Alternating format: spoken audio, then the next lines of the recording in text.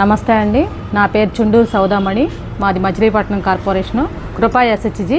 నేను ఇప్పుడు మీకు కంపోస్ట్ ఎలా తయారు చేస్తానో చూపిస్తాను, చూడండి. ఇది ఇంట్లో వచ్చిన కిచెన్ వేస్ట్ అండి. ఈ కిచెన్ వేస్ట్ ఉల్లిపాయ తొవ్వు, దీన్ని ఫస్ట్ అడుగున వేసాను, కొంచెం మట్టి పైన వేసాను. అడుగును మట్టి కూడా వేసుకోవచ్చు, కానీ ఇలా వేసాను.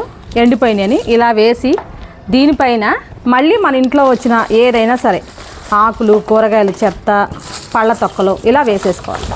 ఇలా వేసుకుని దీంట్లో మళ్ళీ ఇంకొంచెం మట్టి ఇలా వేయాలి. ఇలా వేసి మళ్ళీ దానిపైన ఇంకా ఏమన్నా ఉంటే ఇలా వేసేయటమే. తొక్కలు, పళ్ళ తొక్కలు, మన ఇంట్లో వచ్చే ఏదైనా వేస్ట్ ఇలా వేసేసి దీనిపైన మట్టి కానీ ఏదైనా సరే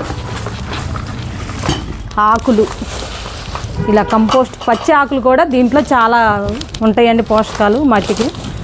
ఇలా వేసేసి ఈ ఆఖరికి గార్డెన్లో వచ్చిన ఈ ఎండు పుల్లలు కూడా కంపోస్ట్ అయిపోతాయండి.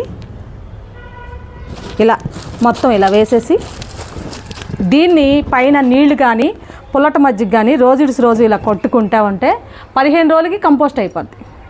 ఇది తయారు చేసే విధానం. కంపోస్ట్ అయింది కూడా మీకు ఇప్పుడు చూపిస్తాను, చూద్దాం. ఇందాక మీకు తయారు చేసే విధానం చూపించాను. ఇదిగోండి తయారు చేసినవి 4 కుండీలు తయారు చేశా మామూలుగా. ఇదిగోండి చూడండి, ఇలా కంపోస్ట్ అయిపోద్ది, మొత్తం ఎరువులాగా అయిపోద్ది. ఇదిగోండి ఇలా తయారు చేసి ఈ 4 కంపోస్టులు 4 కుండీలు అయిపోయింది.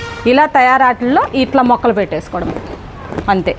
ఈ మొక్కలు పెట్టుకుంటే ఇలా మలబరీలు కానీ కరేపాకు కానీ ఏమైనా సరే ఇలా వస్తాయి. ఇది తయారీ విధానం, తయారు చేసిన విధానం. ఇది 15 రోజులు 20 రోజుల్లో అయిపోతుంది.